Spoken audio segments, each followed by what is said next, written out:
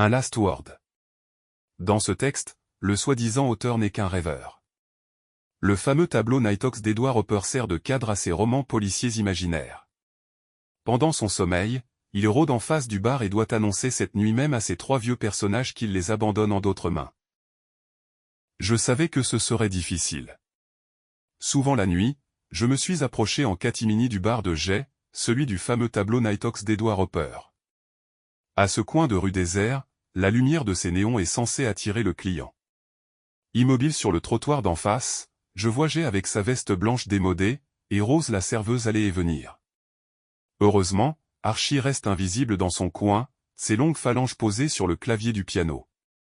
Un trio à deux balles qui a assuré mon pain quotidien depuis plus de 35 ans. Un bar de nuit où peuvent entrer héros et victimes et où je peux développer les intrigues de mes polars. Des années que je les porte à bout de plume. Un gentil trio, né avec mon premier roman de 1962.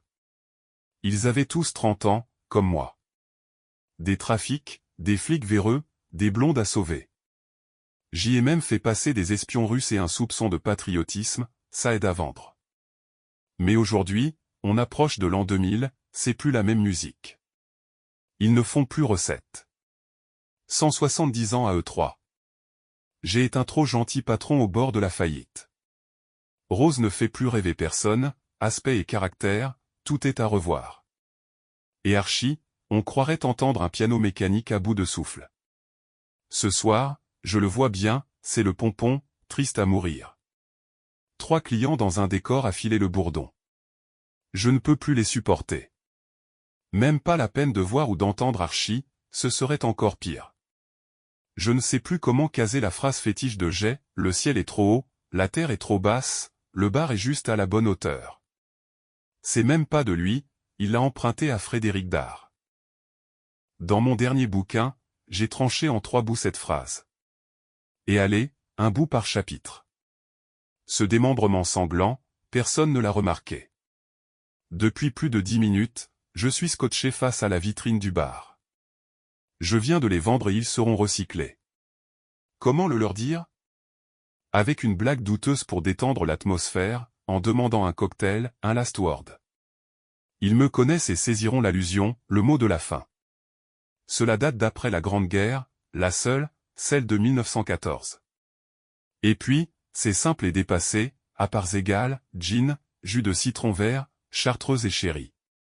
Un last word, après, je les mets au parfum. D'abord la bonne nouvelle, le trio fatigué sera rajeuni, revitalisé, mis au goût du jour. Fini la routine, chaque jour aura son événement, son rebondissement. S'adapter pour survivre, c'est ce que j'ai fait en cédant pour une bouchée de pain mes droits d'auteur à Janet. Elle est leur nouvelle patronne. En fait, Janet revoit tout.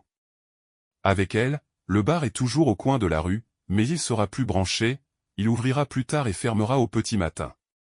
Archie sera un digi tatoué, autoritaire et à queue de cheval, un vrai mec.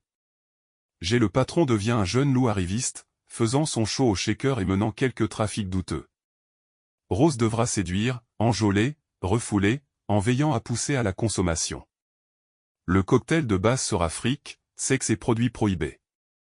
Là-dessus, dans ses livres, Janet greffera tout ce qui a déjà été fait dans les thrillers.